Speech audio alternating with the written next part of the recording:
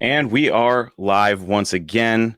My name is Chris Albrecht, host of the podcast Talking Mopars. Every once in a while, I decide to do a live show, and this is one of those occasions. So this is episode number 95, live with yours truly, the Mopar Hunter. It was a busy weekend. I went to the Good Guys Car Show in Puyallup, Washington. It is a crazy show. We're going to talk about that. We're going to talk about how I almost burned the Mr. Norm truck down to the ground. That's not me being a drama queen. That's the absolute truth and what nearly happened. Kind of a crazy story. So we'll cover those two items. High performance parts, project car of the week, and listener stories.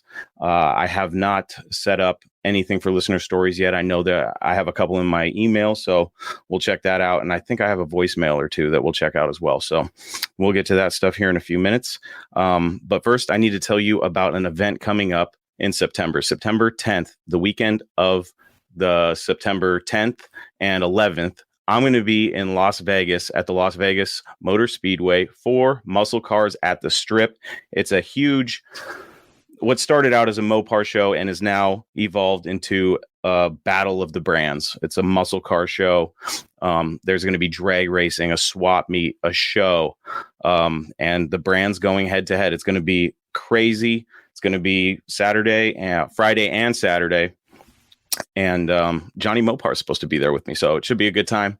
And we'll get all sorts of footage, and we're just gonna have a good time talking to people, talking Mopars on scene at the Las Vegas Motor Speedway, September 10th and 11th. Be there, be square. You can find more information if you follow Muscle Cars at the Strip on Facebook and Instagram, and you can find them at Muscle Cars at the Strip. Their tag on Instagram is at Mats LV, so MATS LV. So muscle cars at the Strip, Las Vegas.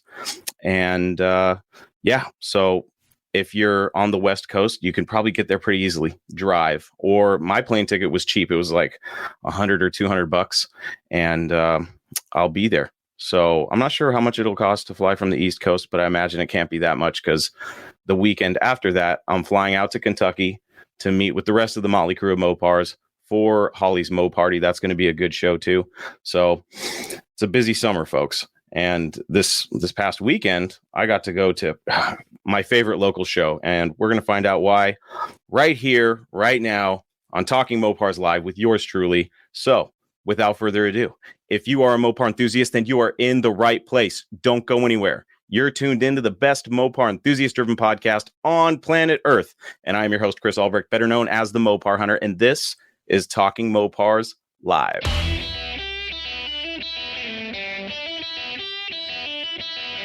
You're listening to Talking Mopars with the Mopar Hunter, your direct connection to all things Mopar.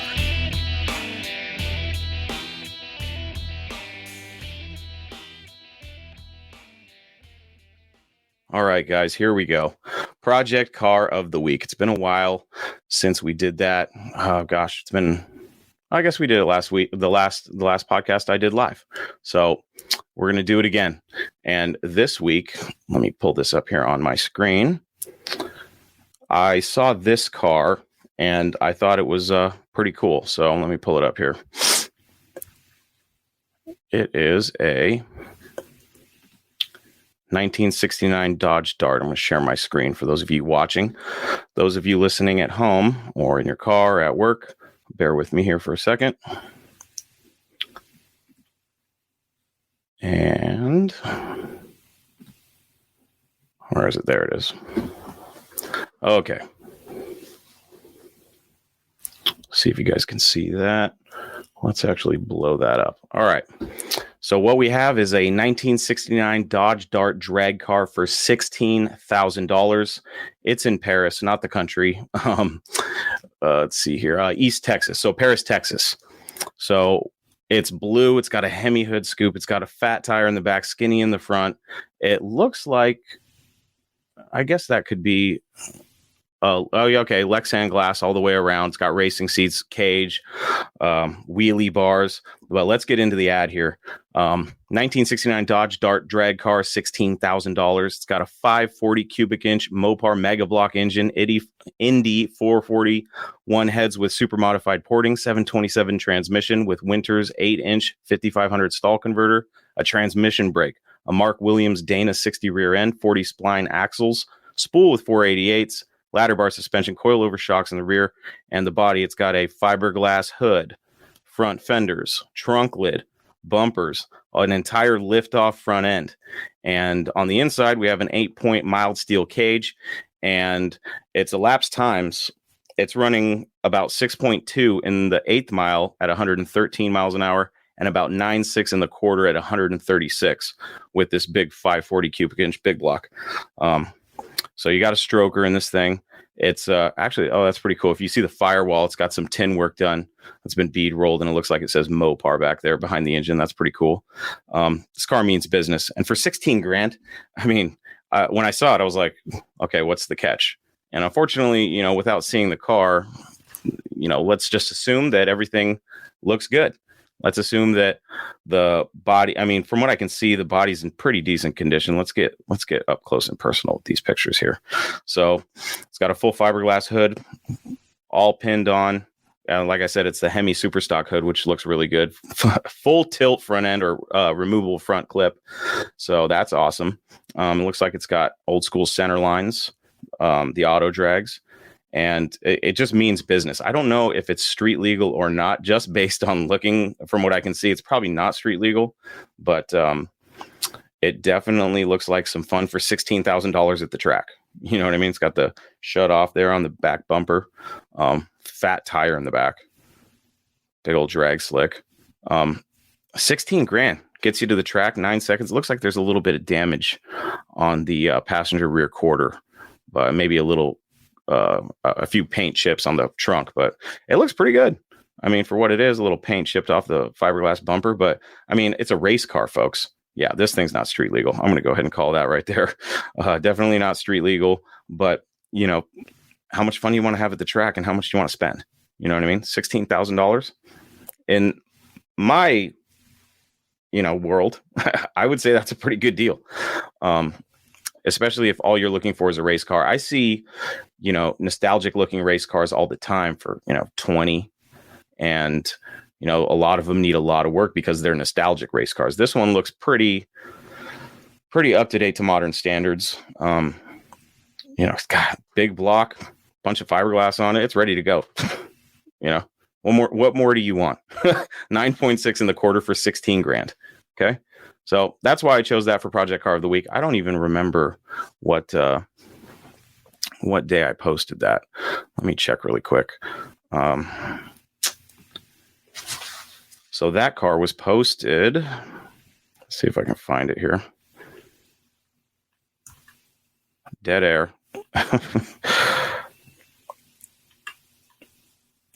Geez, how many cars do I post? This is ridiculous.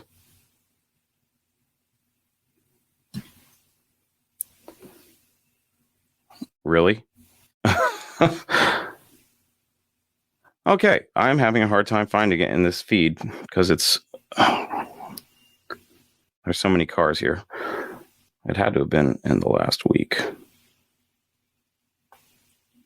Where is this car? Now I'm getting frustrated. This is going to annoy me. My bad, folks. I should have had this pulled up already. Well, it was posted on the Mopar Hunter Facebook page, or excuse me, the Talking Mopars podcast page, formerly the Mopar Hunter page. I cannot find it. Oh, that's going to annoy the hell out of me right now. All right, well, it was posted somewhere there. 16 grand. If you want to see the car, go to Craigslist, go to East Texas, and it should still be there. Just look up 1969 Dodge Dart drag car for 16,000 and you'll see it. It's a nice bright blue. It really looks like if you want to go to the track and have some fun for less than 20 grand, you'd be hard pressed to find something that's, assuming that this thing is built built right, and there's nothing too crazy with the engine, and it runs good and it's strong. But with these types of things, you're kind of taking a risk unless you know the owner and the car. On a personal level, you got to just take their word for it. But for 16 grand, take the engine out and maybe do a rebuild on it. But I thought it was a pretty good deal for what you're getting, especially if you're looking for something to take to the track and have some fun. So that was Project Car of the Week, the 1969 Dodge Dart drag car for $16,000, posted I don't know when. I'm going to try looking for it one more time because now I am very annoyed. So let me just see here.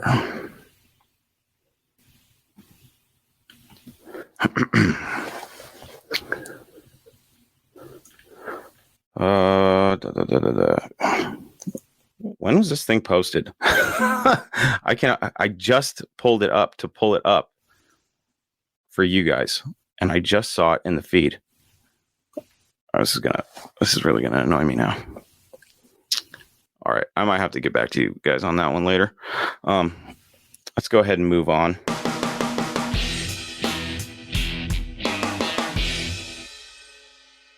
High performance parts this week.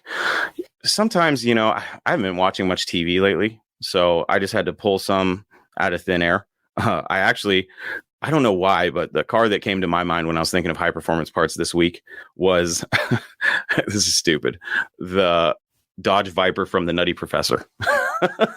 The scene where he's leaving the club or whatever, and he starts getting fat in the car.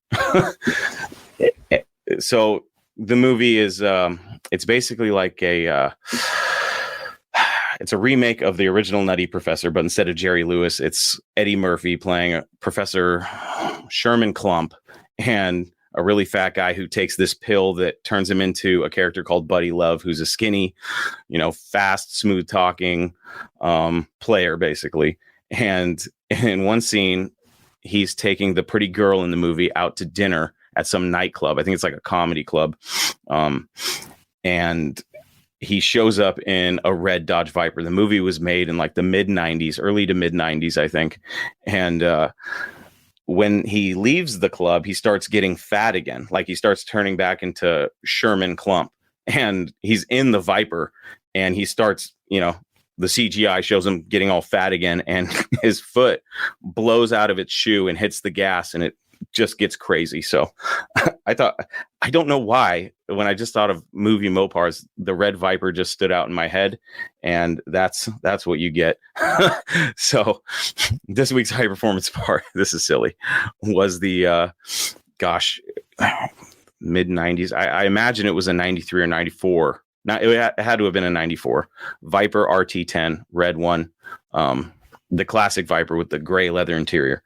So go look that up if you're that curious. Like I said, I don't know why that was the car I picked, but it just popped into my head. So that's what we went with. All right. So that was the high performance part. The 1994, the 1994 Dodge Viper RT10 in the movie The Nutty Professor with Eddie Murphy from the mid 90s.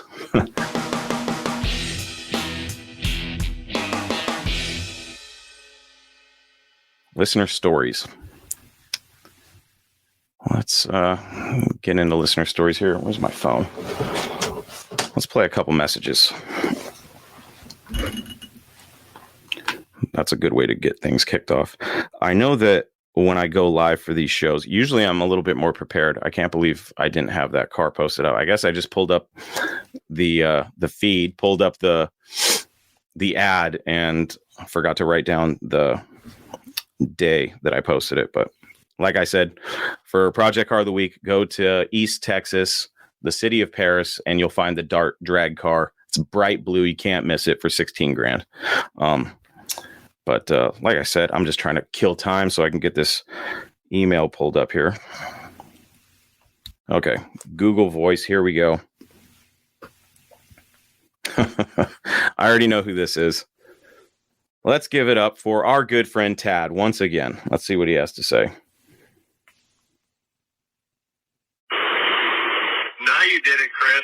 I just listened to your podcast, and you were telling me that you didn't hear any voice messages from me, so I figured I'd call and leave a couple, add something to the show for next time. I guess new stuff for me is working on the 72 Demon 344 speed that I picked up. Solid car. It's crusty as far as just sun-baked, but I got all the brake stuff for it, got new tires for it. The guy was going to give me or sell me the 340 he had in it, but that ended up being a numbers matching for a 70 Duster he had, so he decided to keep that. I've been having a hell of a time trying to find an engine for it, man. Like anything. I had a 340 lined up. It was actually a 72, but that guy went dark on me. I haven't heard anything back from him. I got a guy that had a 98 Dakota broke all the way down, rebuilt with the whole roller system inside, and pretty much a long block, a full long block. I think I'm going to pick that up for it.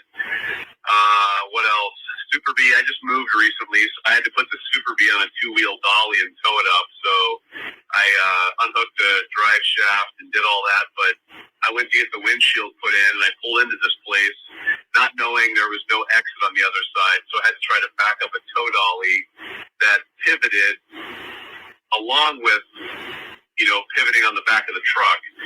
So I ended up causing a little damage on my door. Nothing big, I can fix it, but just trying to get settled in my new place. I had Johnny Mopar come by and take truckloads of stuff from my house, just extra parts and trannies and stuff. He was cool. It was good to see him. I heard his truck coming from like 3 blocks away. The kids knew it was him. Anyway, man, just trying to get stuff together, get the Demon going. We have a car show at this new place I moved on October 2nd, so I'm trying to get the Super B totally done so I can bring it there. Other than that, man, just listening to your podcast. I'm going to get on again one of these days live and tell stories. Hope things are good. Hope the family's well. We'll talk to you soon, Chris. Thank you, Tad, for sending in your message. Yeah, so Tad's got this really cool Demon. It's a 72, and it's GA4. So, which is, for Plymouth, it would be Winchester Gray, and for Dodge's gunmetal silver metallic or something like that, gunmetal metallic. Super cool color. He messaged me today because the car has the hood graphic, but it does not have the twin scoops, which is weird because it's the 340 Demon.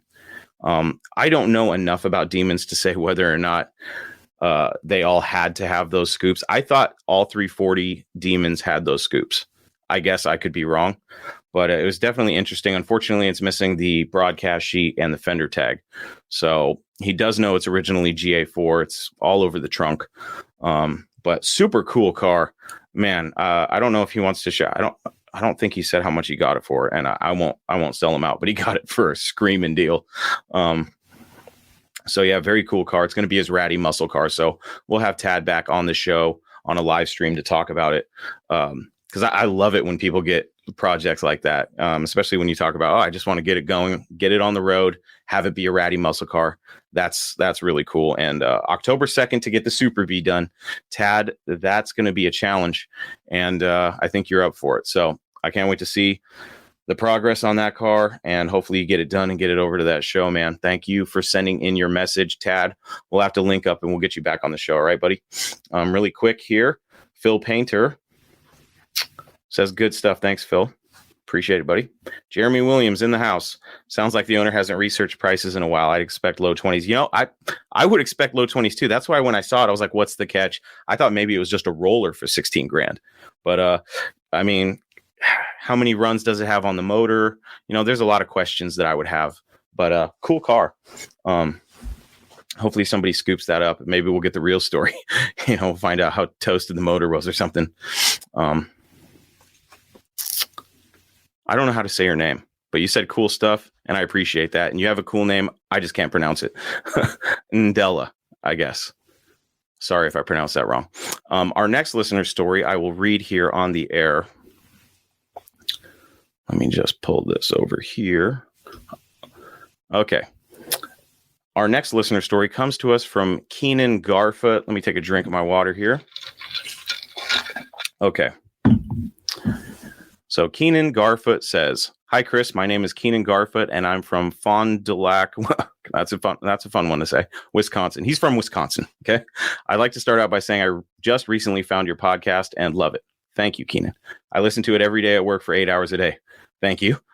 I should catch up pretty quick to your current episodes. I'm 27 and have been in love with Mopars since the day I was born.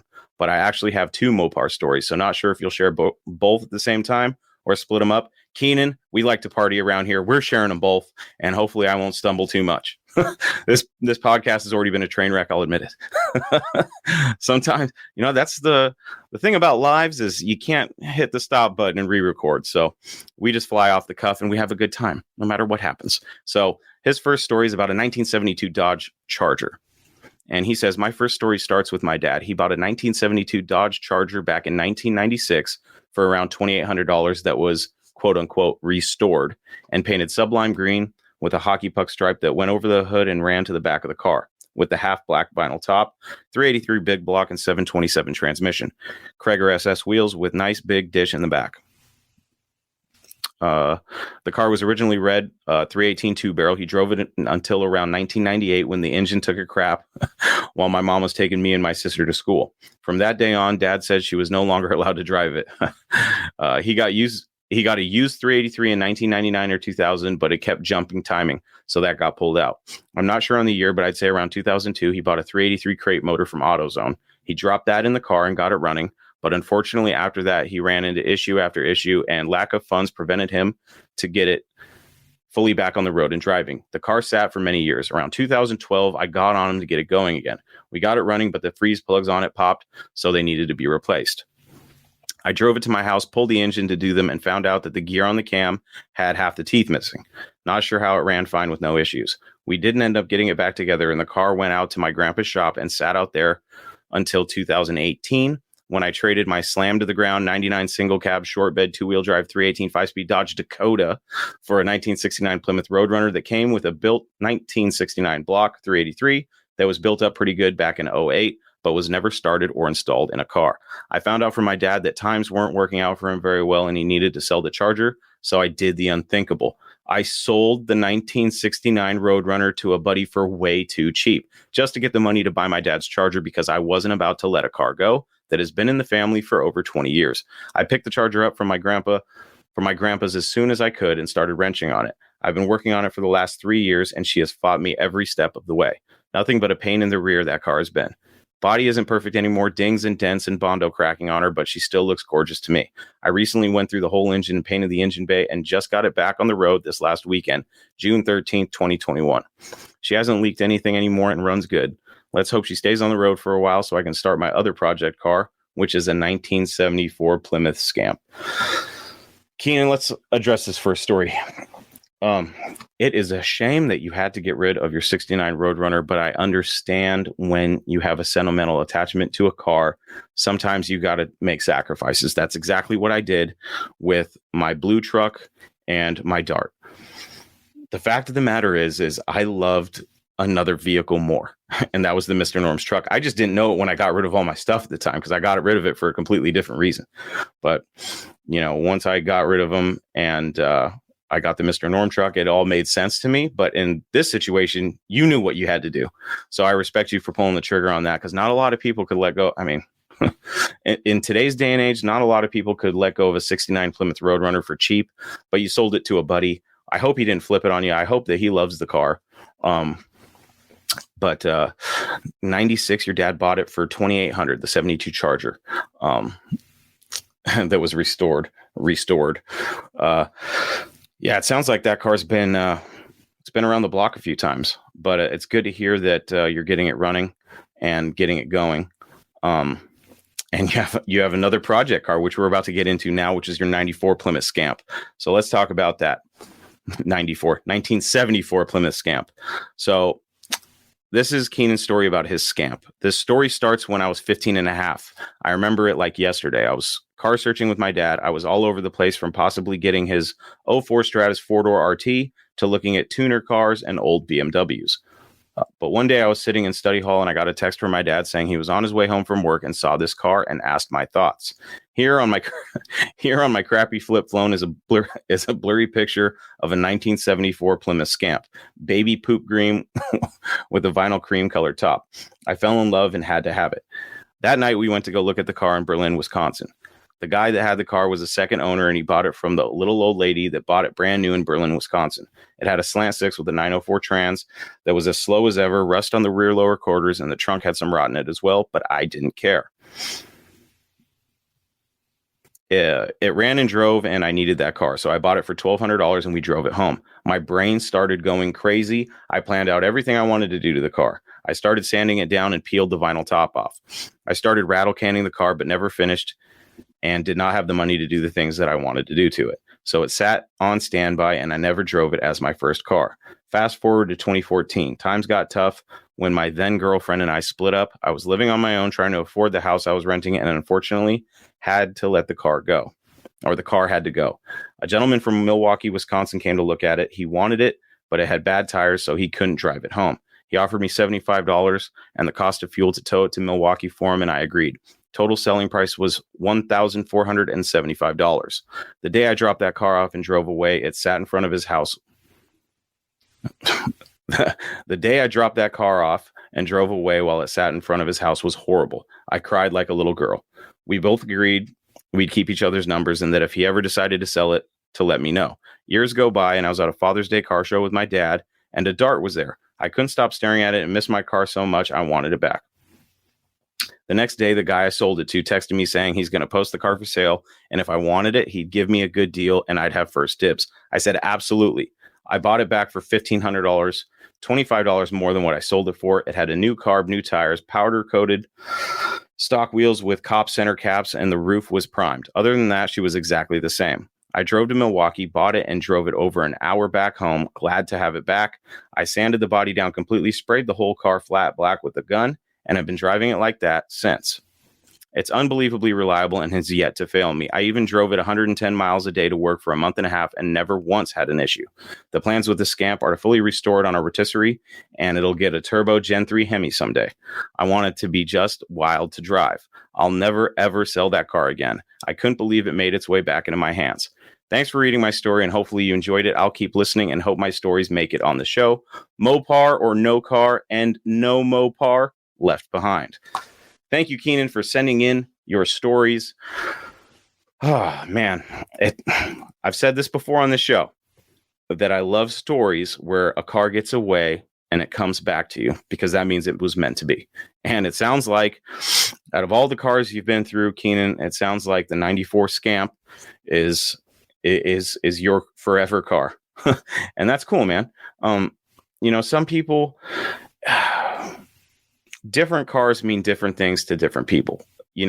For a guy who's into e-bodies, he'd probably sit here and go, wow, I can't believe the guy's so excited over a Plymouth Scamp. He doesn't understand, because you're the only person that can understand your attachment to that car. And I completely understand where you're coming from. I develop weird attachments to cars, but I know when it's real and when it's not. Like with my Dart and my old truck, I realized that it wasn't a real attachment. The only reason why I kept them around was because I was a hoarder. You know what I mean? And I wasn't ready to let him go. But, in hindsight, I think I could have let him go a lot earlier than I did, because I passed up on a lot of crazy deals on way cooler cars. But, everything happens for a reason. And now I have the Mr. Norm truck. But it's great that you got your Scamp back and that you're motivated and you're getting some work done on it. And hey, it was only $25 more than you bought it for and had a bunch of stuff done to it. So that's a good thing. I can only imagine how tough it was to let that car go. In the message, you said you got emotional, and I believe it. When my Dart and my truck were leaving that day, they both left at the same time. And I was sitting there and I was like, is this really happening? And I realized that everything was already too far gone. As I'm looking at my Dart and the trailer, I'm thinking to myself, gosh, I could have really tackled that project and made some progress. But I hesitated and I never got anything done on it. So that was my fault. So that was a real bummer, watching my car get loaded and going, gosh, I could have, would have, should have, but didn't. You know what I mean? And then I'm sitting there looking at my truck. on the open trailer, and it's all the way slammed because it was on air ride. For those of you that don't know, it was a 76 D100. It was two-tone. Main body was blue, and it had a white top and a white lower with clearance lights. And oh gosh, I miss that truck. I really do. I thought it had a really cool look. I'm definitely happier with the Mr. Norm truck, but that truck that day was looking so good. I was like, how come you never looked that good when you were all torn apart in my garage? You know what I mean? But I'll forever miss that truck. But like I said, everything happened for a reason.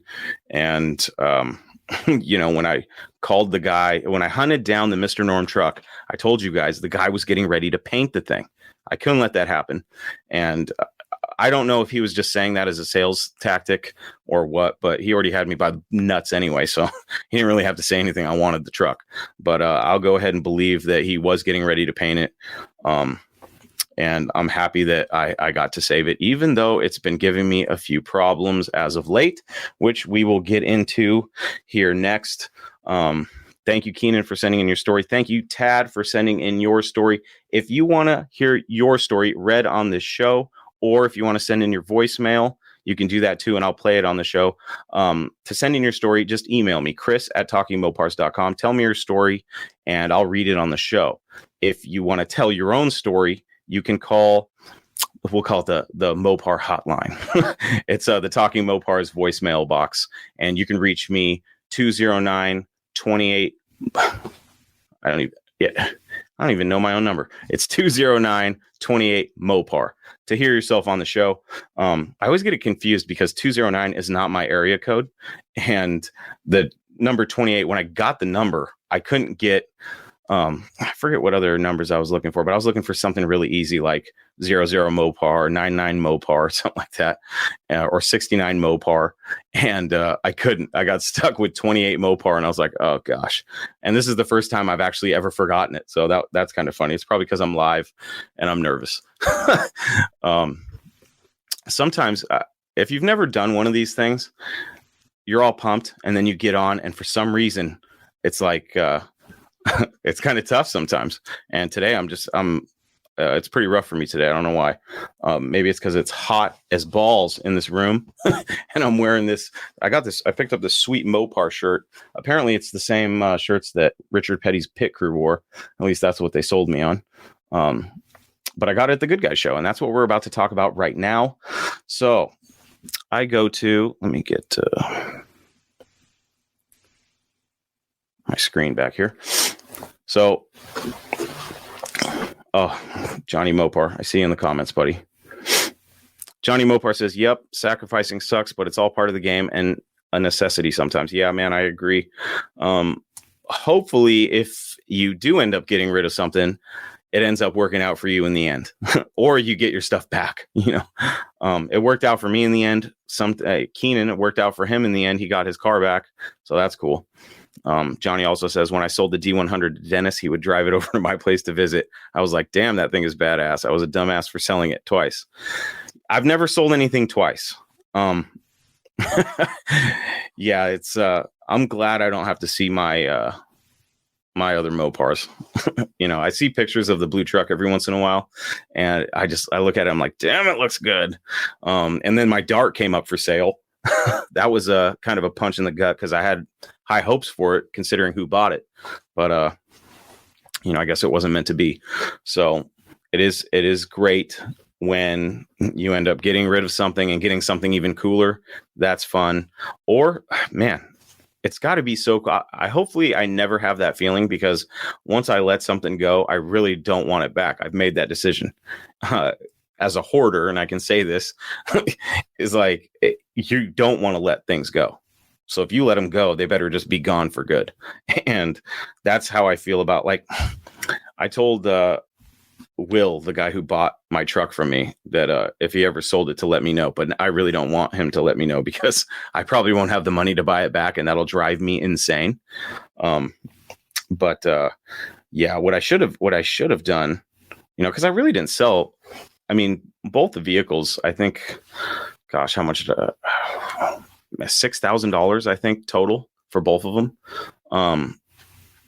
And in the grand scheme of things, that money was a big help in getting the Mr. Norm truck. But gosh, I feel like if I hustled, I could have gotten that money and kept those cars. But where am I going to put the stuff? That's hoarder mentality right there. But anyways, moving on. That was listener stories. It's always fun when I read them live because you never know how many times I'm going to trip and fall over my own words. But that wasn't too bad.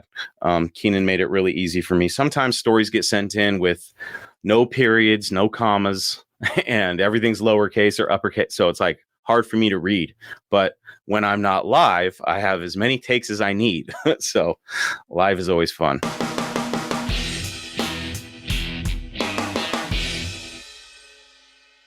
Let's talk about the Good Guys show. I don't know if you guys have ever been to a Good Guys show, but the one by me in Puyallup every summer is awesome. It happens at the Washington State Fairgrounds, which is in Puyallup, Washington. It's this huge piece of property. It's a complex for the fair, for the state fair. And every year Good Guys comes to town. And gosh, I want to say this may be a high estimate, but well over 1,000, maybe around 1,500 cars. That's what I would guess. And tens of thousands of people flood the Puyallup State or the Washington State Fairgrounds in Puyallup to have this amazing car show. And this year I finally got to participate. I've been dreaming of participating in the show. And what's funny is, for those of you that may be new to the show or have forgotten this story, 6 years ago, I was at the Good Guys show in Puyallup, and I was walking in the show field, and I saw the Mr. Norm truck for the first time at a distance. And I was like, oh my God. And I went over there because, of course, I'm like, is that a real Mr. Norm truck? And Murray, the guy who built the truck, had me fooled. He had me fooled.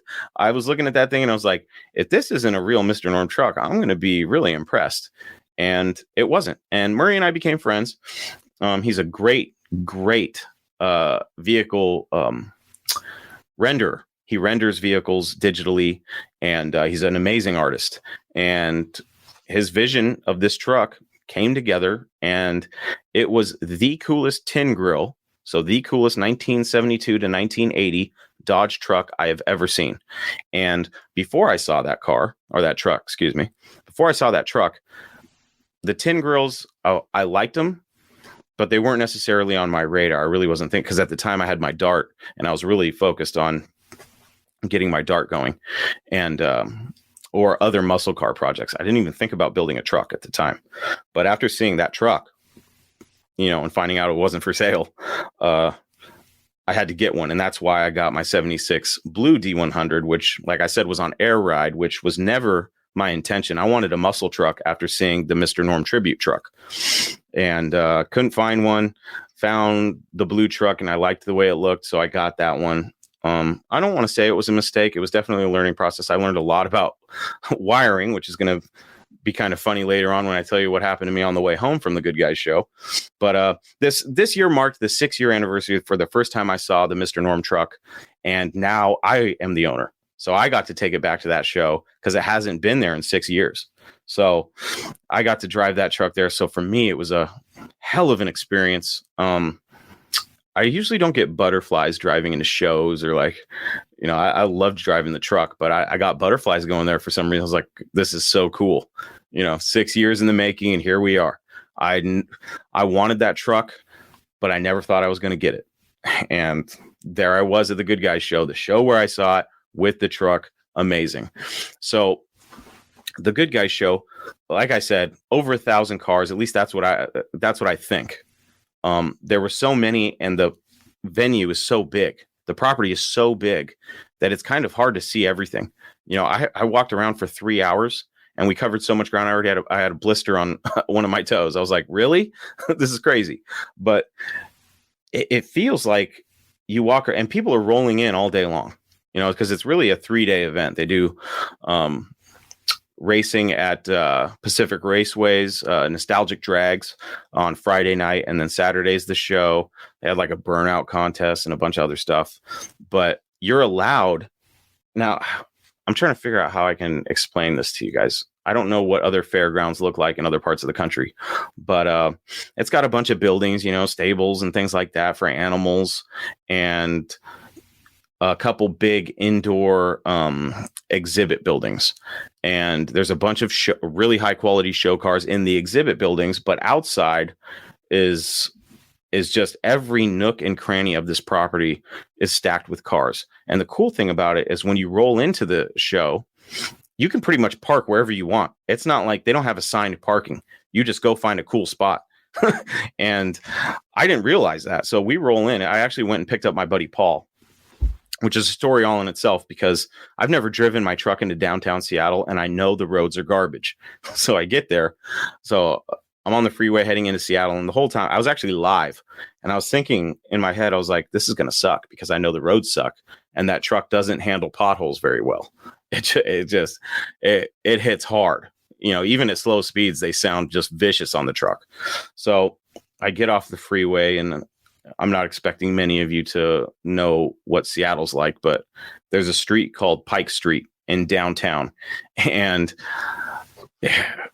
basically it's a really tight street that has buildings going straight up, and it's got like this glass awning over the street. It's ridiculous, but it makes for great audio when you are in a low gear and you hammer the throttle. So Seattle's a pretty blue city and a pretty not conservative city, but a pretty hip. It's a pretty hippie city. I'll say that. So I'm sure people hated me. 7:30 in the morning, just ripping through downtown Seattle, just being a jerk. And I go pick up my buddy Paul, and we hit a massive bump on the way out of the city, which sucked, but no damage to the truck, thankfully. We get down there, we register because it's on-site registration for non-members of Good Guys, which is what I am. And we roll into the show, and I'm looking around, and I'm like, they're not going to tell us where to park? It's just a free-for-all. Park wherever you want. So I'm driving around. I'm like, let's just cruise around and we'll look for a spot. And there's a little building. Like the property's so big, I'm trying to imagine where it is in relation to everything else. I guess it's not in the center of everything, but it's like right off of the center. Anyways, it was the Fair Police Building. So that's where they keep all the security, I guess, or the cops for the fairs. So I got to post a bunch of pictures of that, but I thought it was really cool to be in front of that building. So I took that spot. And the cool thing about Good Guys, and I don't believe they do this at very many, if at any of the other Good Guys events, but the venue is so big and there's so much paved ground that you go get your spot, you set your stuff up or whatever, and you can jump in your car or truck or whatever at any time and go cruise the fairgrounds. Obviously you're not driving crazy and being a jerk about it, but you can literally just go cruise. And it's a great way to cover a lot of ground and check out all the cars and kind of make a mental note. Oh, I'm going to go check that one out later. Go check that one out later. It's got to be my favorite local show. I haven't been to any major out-of-state Mopar shows, and I will probably be biased because I love shows that are all Mopars. But I can respect other cars and stuff. But an all Mopar show is best for me. Let me put it to you this way: if I go to a show that isn't specifically Mopar stuff, sometimes I leave a little disappointed because I think to myself, there wasn't enough Mopars there. But like talking about muscle cars at the Strip, I'm excited because it started off as a Mopar show and it still kind of has that stigma is kind of a bad word, but it still has that. It's kind of a tradition for Mopar guys to go to that show. So I'm really excited, even though it's a show that covers Chevys, Fords, and Mopars. It's like Mopars are probably going to be a dominant force there, which is fine with me.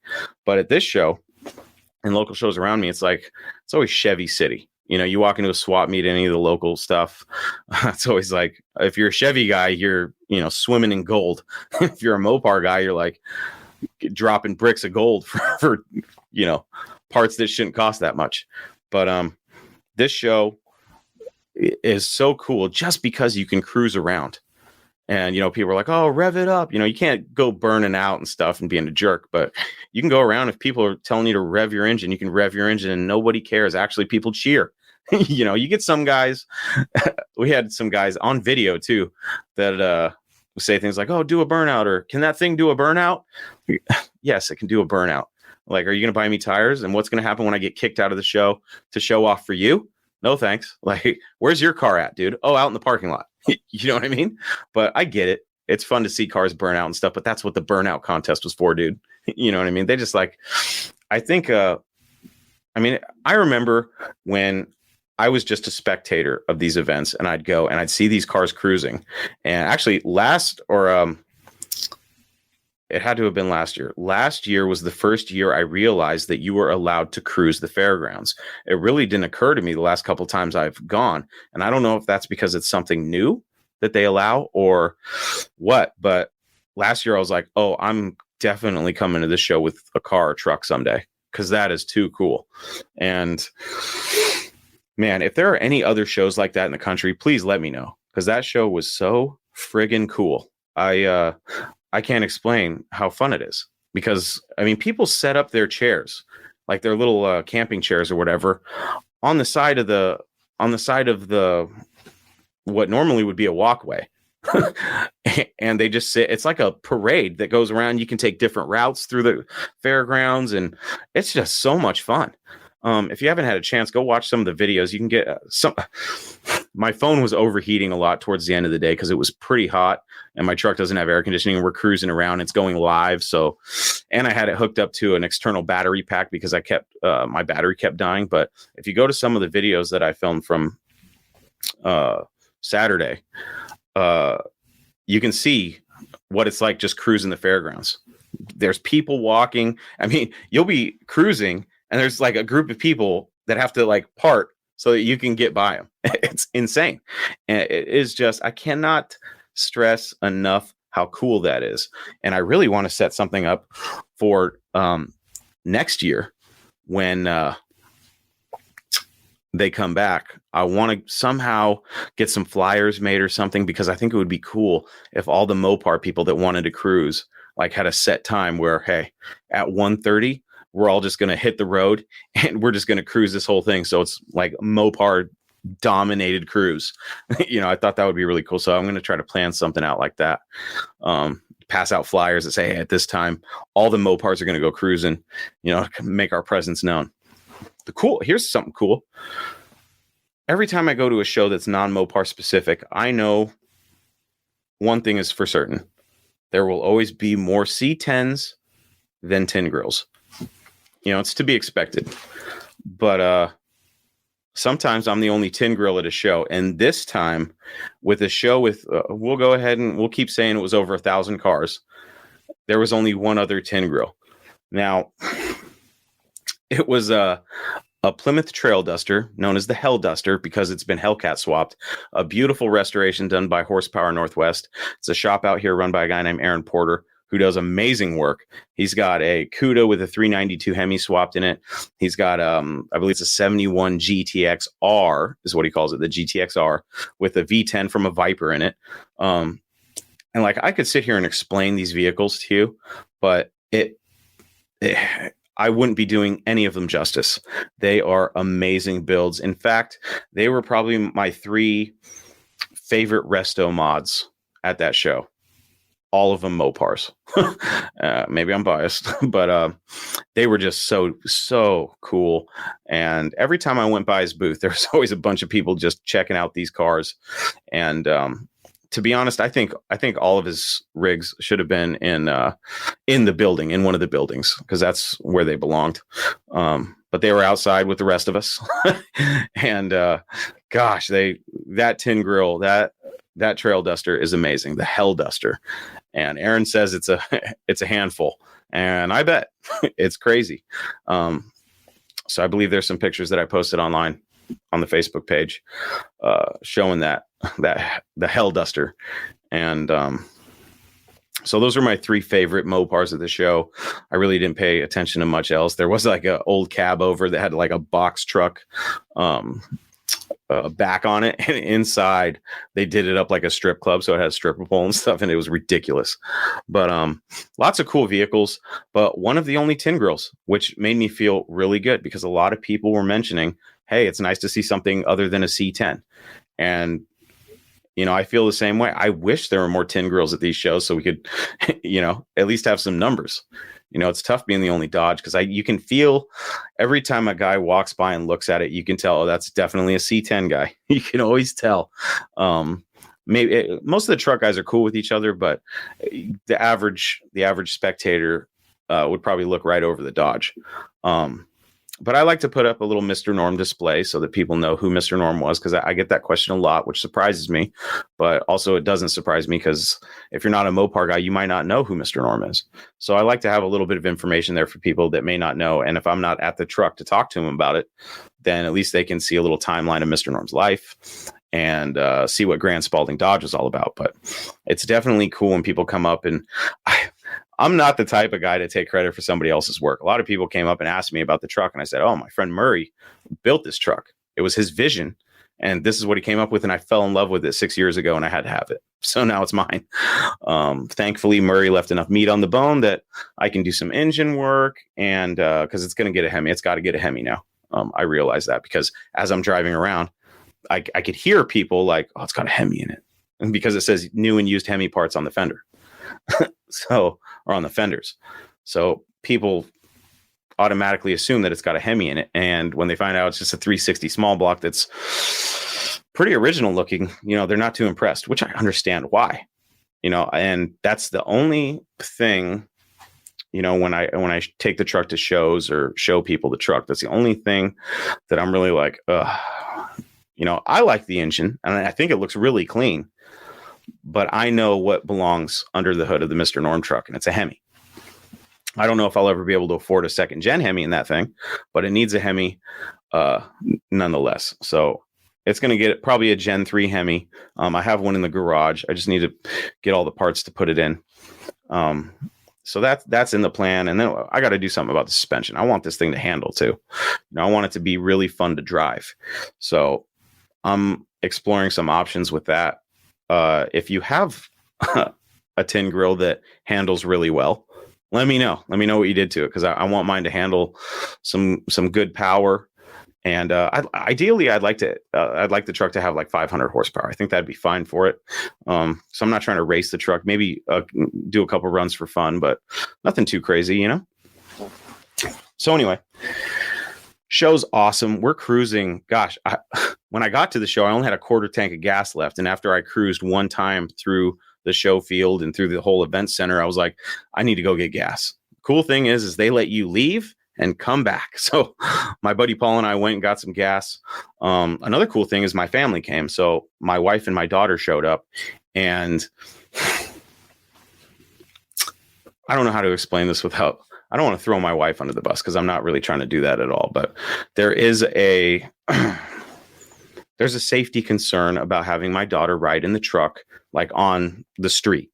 And that's that she's 2 years old and she's in a rear facing car seat, and the truck is a single cab, and you're not supposed to have one of those car seats in the front.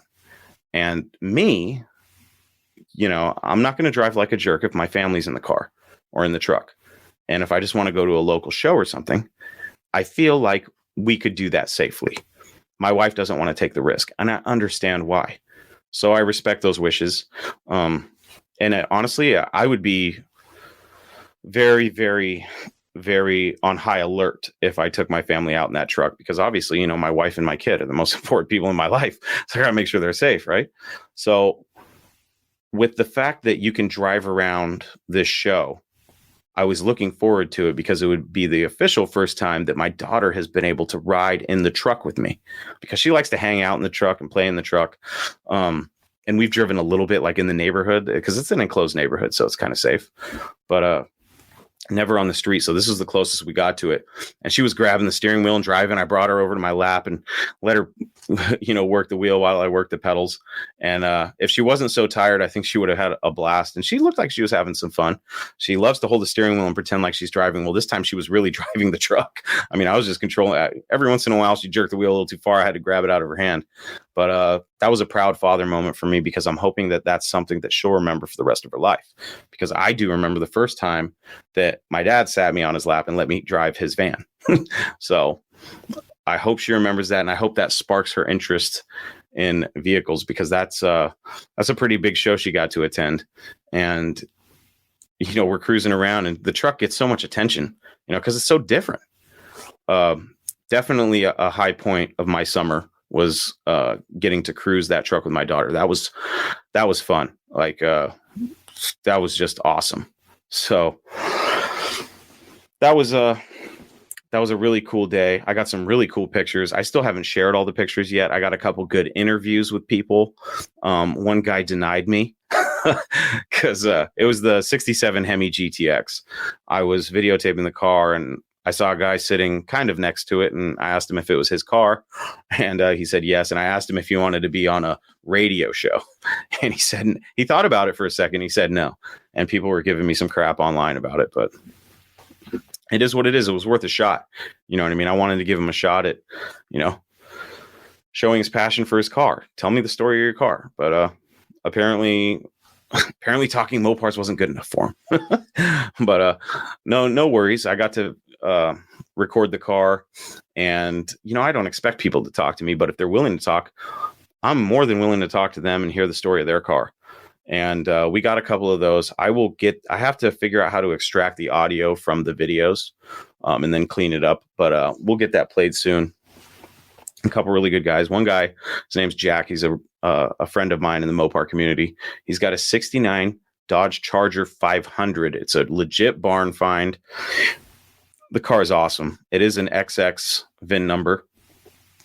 Legit Charger 500. It's got the 68 Coronet grille and the flush back window. Great story. You can actually find the video of the interview with Paul. Jack. You can find Jack's video on Talking Mopars podcast, the Facebook page. It's the only ratty 69 Charger 500 that you'll see. Really cool story. Jack's a great guy. Awesome car. I don't think I got this on camera, but after we stopped recording, he was talking about the trips he's taken in that car, going cross country in this thing, which is awesome. But that's a great video. Go check it out. Hear the story of the car. It's a really good one. But yeah, I got to talk to a lot of people, got to see some people in person that I either A, don't see very often, or B, have never seen. That was fun. And then I got to hang out with my buddy Paul, another Mopar guy who I met online, who was super cool. And we ended up becoming friends in real life. And he tagged along, and we had a great time. It was a fun show. I can't wait till next year. I really can't. It's going to be so much fun. And hopefully the truck will have something different under the hood. We'll see. I'm going to be working on it, but that's the plan. But let's get back to the comments really quick. Looks like Johnny Mopar, good buddy of mine as well, says the Riverside show and go is like that. It's awesome. Yeah, man. Any show like that where you can cruise and show your vehicle is awesome. It just brings a whole new dynamic to the car show. You know what I mean? But let's get into what happened after the show.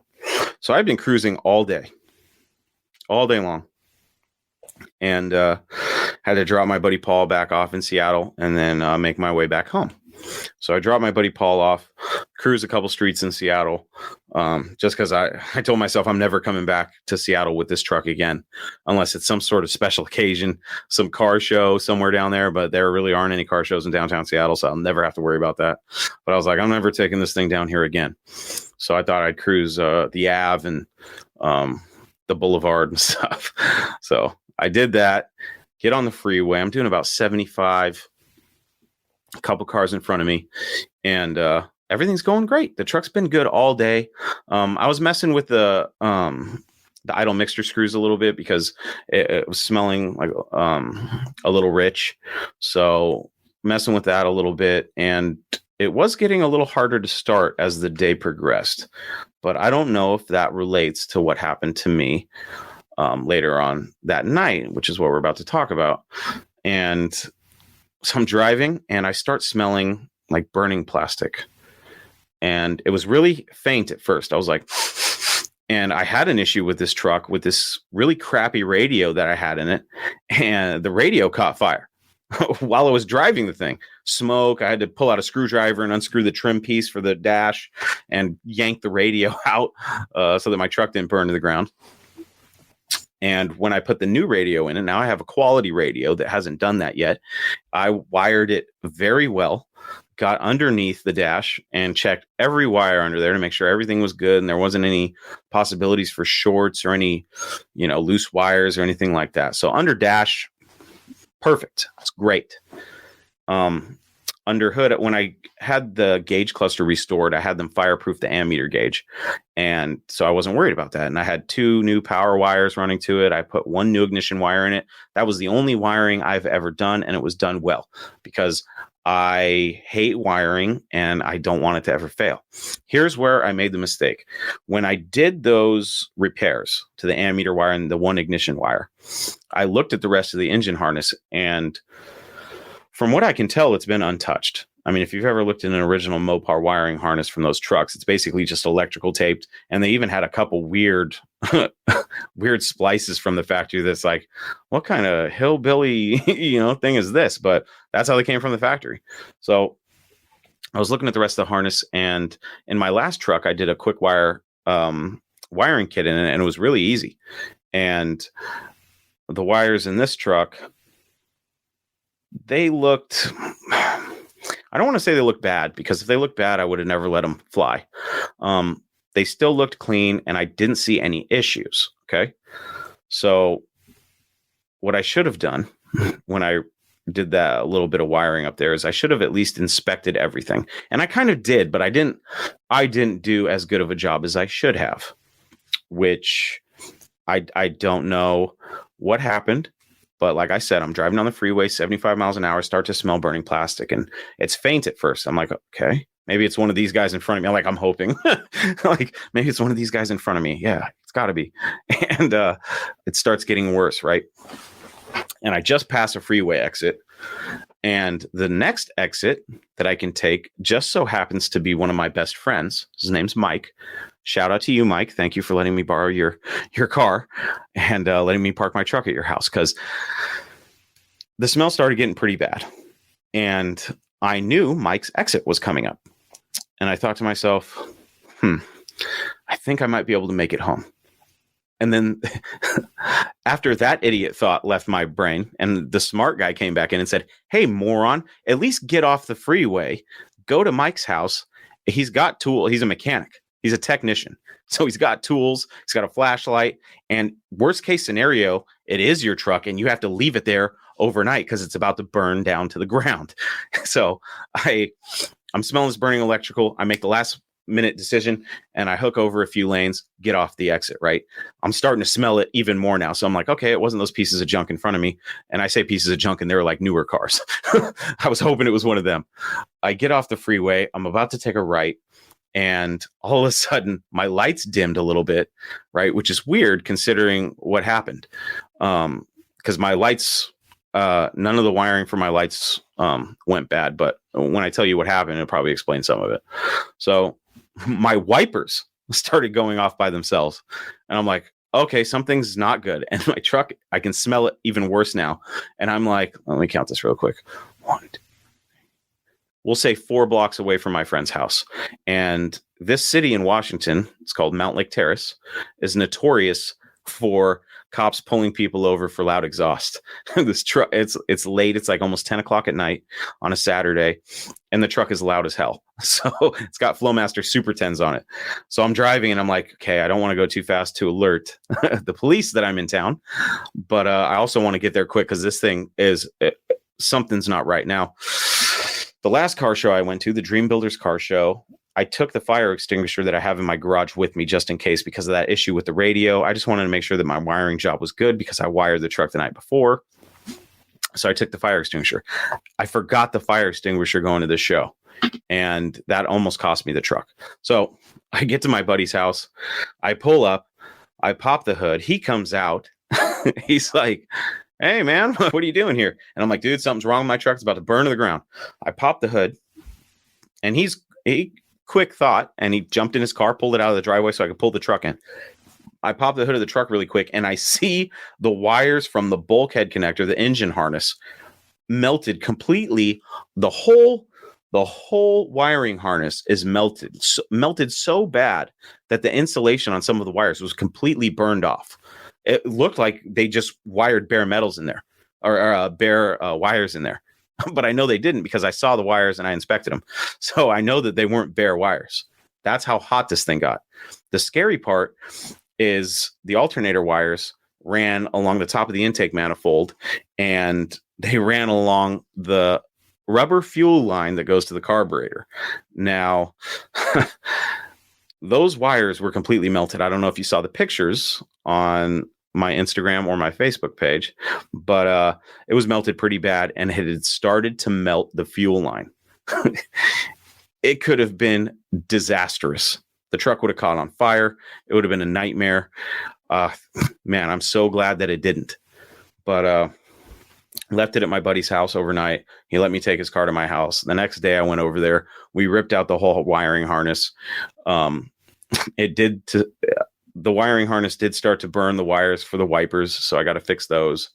And then one other wire got a little melted. I forget which one it was. I think it was the ignition wire that I fixed.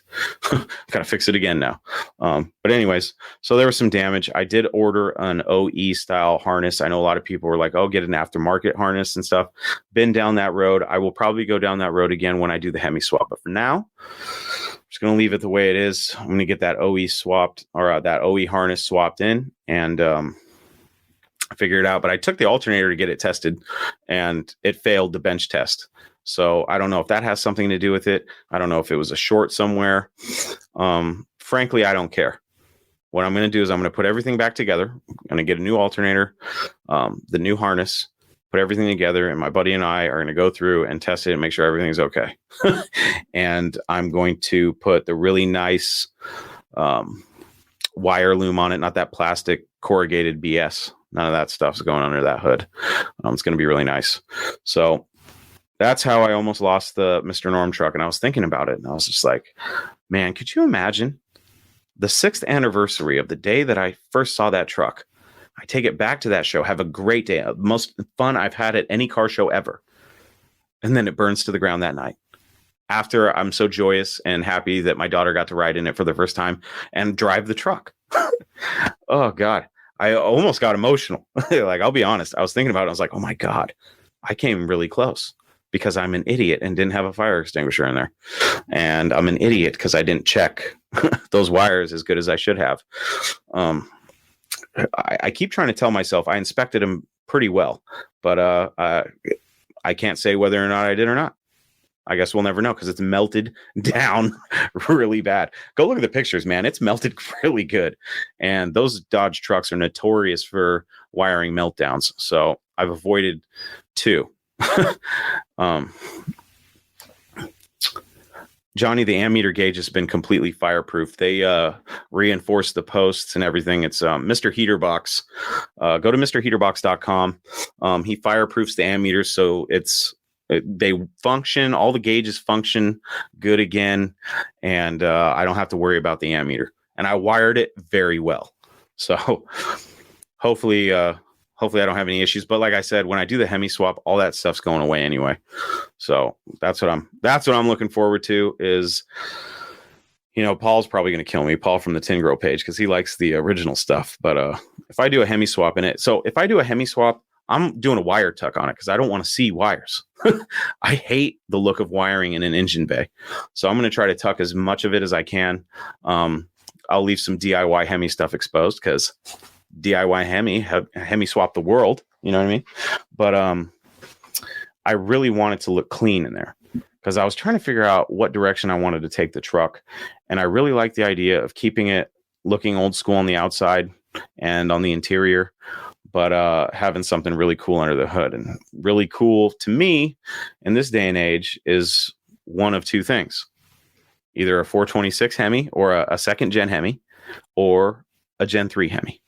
That's really cool to me for this truck.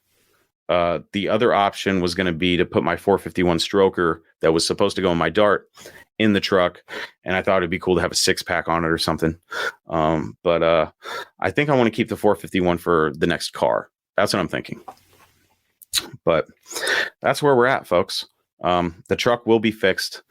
It did not burn to the ground. I did have an amazing time at the Good Guys Car Show, and I'm going to have an amazing time at Muscle Cars at the Strip on September 10th and 11th. Come see me. Come see Johnny Mopar. We're going to be there live in the flesh, podcasting and doing videos and interviews. It's going to be a blast. We're going to be recording for both of our channels. Speaking of which, Johnny Mopar has a new Facebook page called Johnny Mopar's Garage. Right now, after the show, I want you to go and like that page. We got to get Johnny. We got to get his numbers up to 50,000. Okay. We need Johnny to have 50,000 likes by the end of the summer. That's what our goal is. And that's what we're going to try to do. Johnny, I'm helping you out here, buddy. So yeah, Johnny Mopar's got great content on YouTube. I want you to follow him on YouTube and on Facebook. So go show Johnny Mopar some love. He's a staple to Talking Mopars, and he's my unofficial co-host. Let's be honest. So that's what's going on. We're going to be at Muscle Cars at the Strip in September, and I am looking forward to that show so much because there's going to be a lot of cool stuff there. There's going to be a barn find exhibit with probably the most popular group of barn find cars that was found recently, and it's going to be amazing. And some of our buddies are going to be there. So that's what we're looking forward to. I know a lot of people have reached out to me saying they're going to try to make it out to that show. Please, I would love to meet you guys in person. I know Johnny would too. That in-person interaction is priceless. I love that more than talking on the internet like this. I can't wait to get around the country to meet you guys in person, because that's going to be a lot of fun for me, because I love to put a face to the name.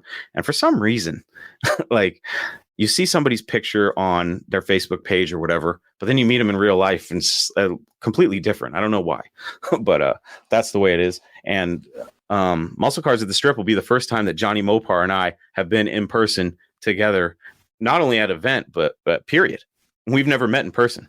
We've only talked on these things. So, Johnny, we're going to finally get to shake each other's hands and talk Mopars in real life. That's going to be a lot of fun. And then the following weekend, I'm flying out to Bowling Green, Kentucky for Holly's Moparty #2. And I'm going to be meeting Matt Monroe from Big Blocks Garage and Blake from DIY Hemi. We're all going to meet down there. Hopefully Matt's Duster's done and Blake brings his AAR CUDA out there and they battle it out head to head. That's going to be a lot of fun, but one of them's got to pick me up from the airport. I just found out my flight changed. I didn't realize they could do that to you. I'm supposed to be flying out Sunday morning at like 7:55 and they just sent me a change to my itinerary and it's like 6 a.m. is your new flight. And I'm like, oh, you guys are killing me right now. So that's kind of a pain, but that was the show for today, folks. Sorry it was a little rough there. It is a weeknight. I like to do these on Fridays, but I owe you a show from last week, and I'm going to have to do this again on Friday. Probably going to go live again on Friday night. So let's look forward to that. This was episode 95. We're 5 away from 100. I don't know what I want to do yet for the 100th episode of the show, but I think it's important that I celebrate in some way, shape, or form, because made it to 100 episodes. A lot of podcasts don't even make it to episode 10. You know, I just found out that Talking Mopars is in the top 1.5% of all podcasts currently in the market, which is like 2 million something. Now, when you think about those numbers, it's like, okay, 1.5% of 2 million, you know what I mean? But that's pretty good. I'm pretty happy with that. You know, it's graded pretty well in the scale. You know, considering like the Joe Rogan podcast is graded at like a 98 and some of my biggest competition is only graded a couple points higher than me at about half that. I feel like the show's doing really well for only being 100 episodes in. And, you know, the good thing about this and the fun thing, in my opinion, if I was in your shoes, I would love to be watching me because it's like, you know, you've watched from the beginning, you've listened from the beginning. So you've seen the ups, the downs, you've seen the great episode. You've heard the great episodes. You've watched me screw up live. You know, it's just, this is reality. You know, this isn't on TV on, an automotive channel. You know what I mean? This is just grassroots. And recently, I shouldn't even give this guy any airtime, so I won't say his name. But there was a comment on one of my videos where the guy said that I'm recording with a camera phone pretending to be legitimate. And part of me was insulted because of how much work this kind of stuff takes. And you really do have to have balls to put yourself out there like this, because I get hated on. I get more love than hate, but I'd be a liar if I didn't say that some of those comments, like you say you don't, like I can sit here and say, I don't look at the comments. I look at the comments. I just can't respond to everybody. So for those of you out there that are saying cool things, or being positive, hey, I see you and I thank you. Some of you guys out there that are negative, you're probably not even listening to this right now, but, get a life. You know what I mean? What kind of life do you lead if you got to go onto somebody's Facebook page and poop on their parade? You know what I mean? What kind of person are you? But I get it. Not everybody can do this. And I'm not saying I'm special. I mean, you listen to the show today. I screwed up the first hour and we're an hour and 14 minutes in. What does that tell you? So I don't know. It's just one of those things where this has been one of the toughest, most rewarding, most fun things I've ever done. And to be close to episode 100, it still blows my mind. It feels like I've been doing it forever. But I've been, I started the Mopar Hunter 6 years ago. It eventually morphed into Talking Mopars podcast. And I've met some really cool people, some really good friends from doing this. So I have zero regrets no matter what anybody says about me. Because most of the people that talk crap about me or what I do don't know me personally, which is their loss, if you ask me. Let's talk about this. So I posted a video. I was at work, and there's a duster that's been sitting on the side of this guy's house for as long as I've known it, 6 years. But other people have said closer to 10. And now that I'm doing videos and stuff, I was like, and I've taken pictures of the car in the past. I thought it would be fun to do a live video. So I park my work truck. Now, for those of you that have been listening to the show for a while, you know that I drive a garbage truck for a living. So I park my garbage truck right in front of this guy's house. This guy is a customer of mine. Okay. I'm standing on the public street, and I pull out my camera and I start doing a live video with the car in the background. And then I start shooting the car or whatever. And the homeowner comes home. Well, here's the story that actually happened. And I didn't get into too much detail because I didn't think it was important. But after I said, oh, there's the homeowner, he hates me. For one, he really doesn't hate me. I can tell that he's annoyed when I see him because he knows I'm going to ask about the car. He was super nice, told me the story the first time I talked to him about the car. He was super nice. I really don't think he hates me. I think he's more just annoyed that the car is not even his. It's his brother's, and it's sitting on the side of the house, and he keeps having to answer questions about the car. You know what I mean? So I see this car out of my peripheral vision. I realized that it was somebody, and it could have been him. Sometimes there's a different car there. So I didn't really know who it was. I didn't know if it's not like I locked eyes with the guy. There he is. He hates me. Completely wrong on my part to say that, because I didn't know for sure, but I had assumed. And shortly thereafter, I realized that the car had left and was just dropping somebody off. Now, whether it dropped off the homeowner or his kid or whoever may live with him, I don't know. But that'll be a mystery. But he didn't come out to stop me. Okay. So I'm standing on the sidewalk. I'm reaching my phone out to video the car that's down below, the duster. And everybody, I shouldn't say everybody, there was a lot of people that were saying things like, oh, if you did that on my property, you'd be shot. Or, oh, basically that I was a piece of crap for trespassing on the guy's property. I thought that was pretty funny, especially with the video and stuff, because aside from what you may think, it is perfectly legal to videotape a car in somebody's yard. Nothing wrong with that at all.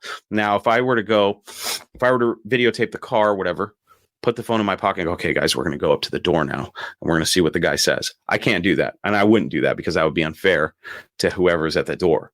You know what I mean? But so many people on the internet like to chime in about stuff they have no idea about. There were so many people that assumed that I was standing in the guy's yard. It just blows my mind. The internet is a funny place. But those of you that know me know I'm not a complete scumbag. And, I don't want to get shot. You know what I mean? So I take these things into consideration when I do these types of videos, and there are more to come. I have a nice little list of cars that I'm going to do live videos on, that I've known about for a while, and some that I've never actually knocked on doors, things like that. So it's going to be a fun rest of the summer, I'll tell you that. Plus the live videos that we're going to be doing from Muscle Cars at the Strip and Holly's Mo Party. So we got a busy summer, but that was episode 95. We'll see you for episode 96.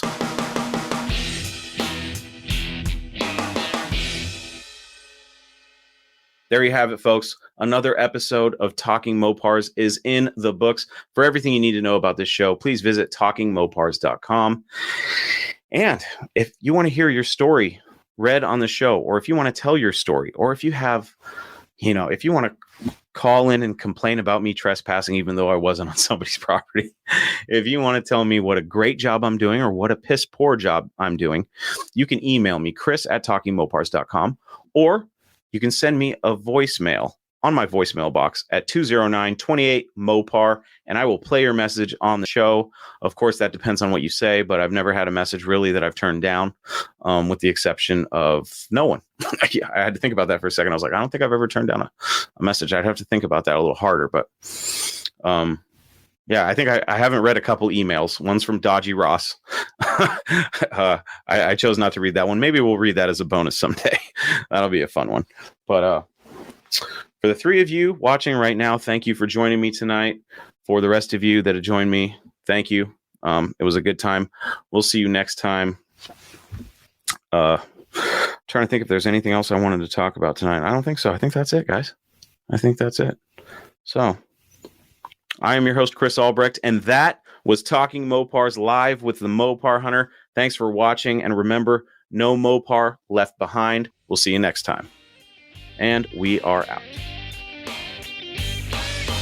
Thank you for listening to Talking Mopars, your direct connection to all things Mopar. Until next time, remember, no Mopar left behind.